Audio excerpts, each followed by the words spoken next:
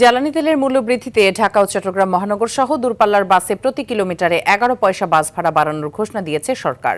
তবে সকাল থেকে রাজধানীতে চলাচলকারী গণপরিবহনে আগের ভাড়াই রয়েছে বলে জানিয়েছেন বাস চালক ও যাত্রীরা। এদিকে তেলের দাম বাড়ানোর পরেও গাড়ির দীর্ঘ লাইন দেখা গেছে রাজধানীর পেট্রোল পাম্পগুলোতে। মোহাম্মদ সাইমের রিপোর্টে থাকছে বিস্তারিত।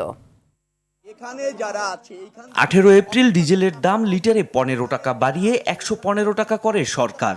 এরপর থেকেই গণপরিবহনে ভাড়া সমন্বয়ের জোর দাবি জানিয়ে আসছিলেন বাস মালিকরা। কয়েক দফা বৈঠকের পর বৃহস্পতিবার সর্বনিম্ন ভাড়া 10 টাকা বহাল রেখে সকল গণপরিবহনে কিলোমিটারে 11 পয়সা ভাড়া বাড়িয়ে আনুষ্ঠানিক ঘোষণা দেয় সরকার।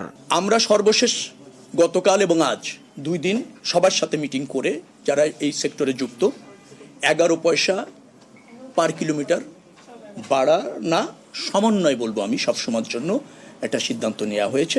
তবে শুক্রবার সকাল থেকে রাজধানীর বিভিন্ন রুটের বাস চালক ও যাত্রীরা জানান নেওয়া হচ্ছে না বাড়তি ভাড়া। তাহলে 15 টাকা বাড়ছে কিন্তু আমরা এখনো ভাড়া বাড়াইনি, আগের বারে কাটতেছি। 11 পয়সা কেউ থেকে দেয়, কেউ দেয় না, আবার কেউ চিল্লাচিল্লি করে, কেউ তো একটা ভাড়া বেশি দিলে কাপচাপ করে। যাত্রী কজন লোক চিল্লাচি করা যায়, কেউ হাইতে দিলে দেয়, না দিলে ভাই বলি ভাইয়া আমার তেলের দাম বাড়ছে, 2 টাকা বেশি দিলে দেন, আপনি ব্যক্তিগত না দিলে নাই।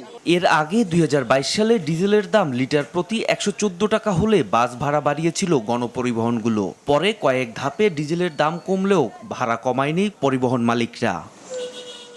এদিকে তেলের দাম বাড়ানো হলেও আজও রাজধানীর বেশ কয়েকটি পেট্রোল পাম্পে রয়েছে যানবাহনের দীর্ঘ সারি।